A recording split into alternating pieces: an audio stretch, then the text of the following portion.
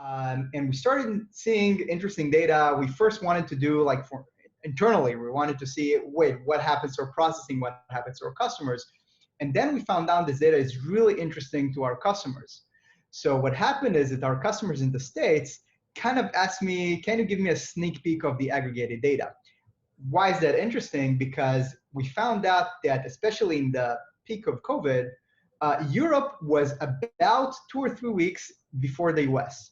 Okay. So whatever happened in Europe, like 2 or 3 weeks after that, you could see similar in the US, especially, private practices, thinking about planning, thinking about all of that.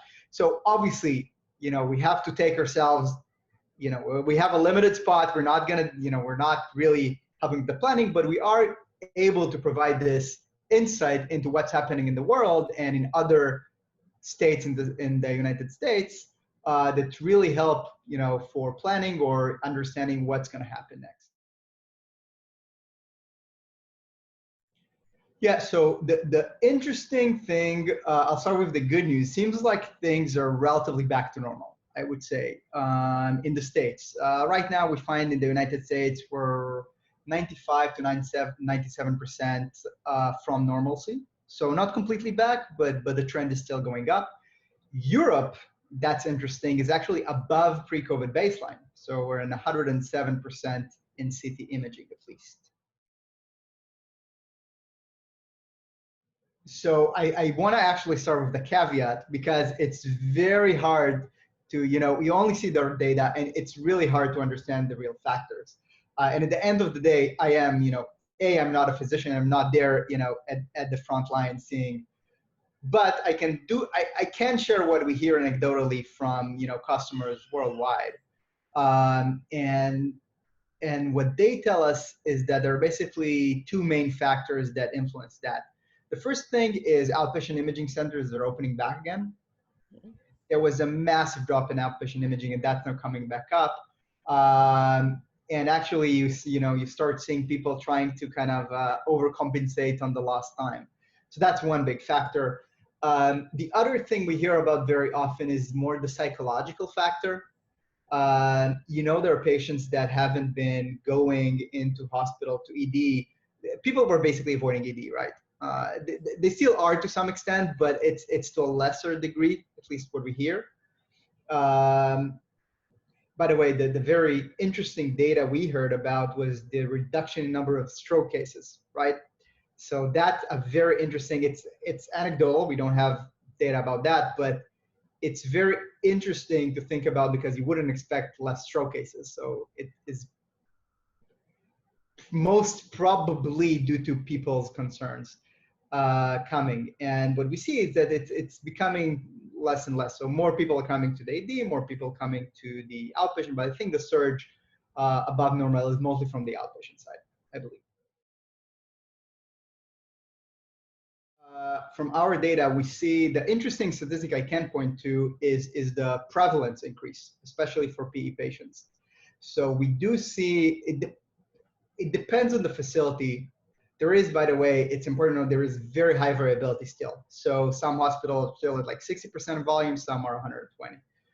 But pulmonary embolism, I think, is a really interesting example because we do see an increase in the prevalence of positive pulmonary embolism cases. And there was a research recently done by NYU Langone. They said that I believe 37% of patients with confirmed COVID actually have been found to have pulmonary embolism. So 37% of COVID patients actually have pulmonary embolism as well. And therefore, we should expect potentially an uptick in the number of PE cases. And indeed, we see that the prevalence increases. So you may be scanning a similar number of patients, but the number of positive patients is up by some facilities we saw even by more than 20% increasing prevalence.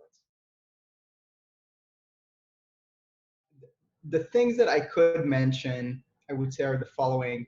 First of all, seems like I would say, the increasing prevalence of PE patients seems more and more evidence is coming that this is not anecdotal. It's something that it is happening. So that's one thing that I think should be further researched. And if so, potentially change protocols.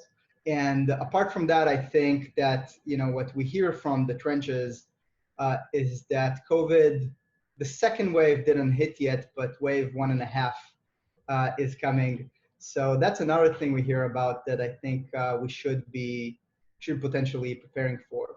I think that, on our end, we see actually an acceleration in AA adoption due to those reasons. One of them is exactly anticipating the surge and, creating triage tools, because exactly when you have the surge, prioritizing the critical patients is more important. And the second reason, we recently released or got FDA permission for incidental COVID product with the idea of triaging cases with lung findings that could be associated with COVID-19.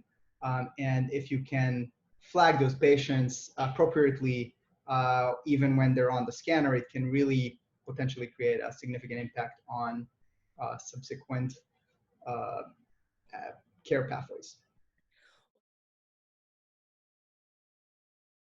The biggest interesting point for me is that volumes are coming back up. Who knows what the future would tell, but volumes are coming back up, and I think it's massive. They're coming back earlier than I believe most of the market is expecting. In Europe or in some countries, there actually have been a surge of, again, right now, 5 to 10%, but still something that, especially if you're talking about the staff you had during COVID, now the surge may be compounded because you have less staff to work with. And I think the third thing is that it's really important to keep an eye on prevalences of different pathologies, because there are a lot of insights to be gained about practice management depending on the different pathologies. Maybe just last takeaway, I think that practices at the end of the day need to arm themselves with tools that allow them to really get both the analytics as well as handle, I would say, the future and get the most out of the data.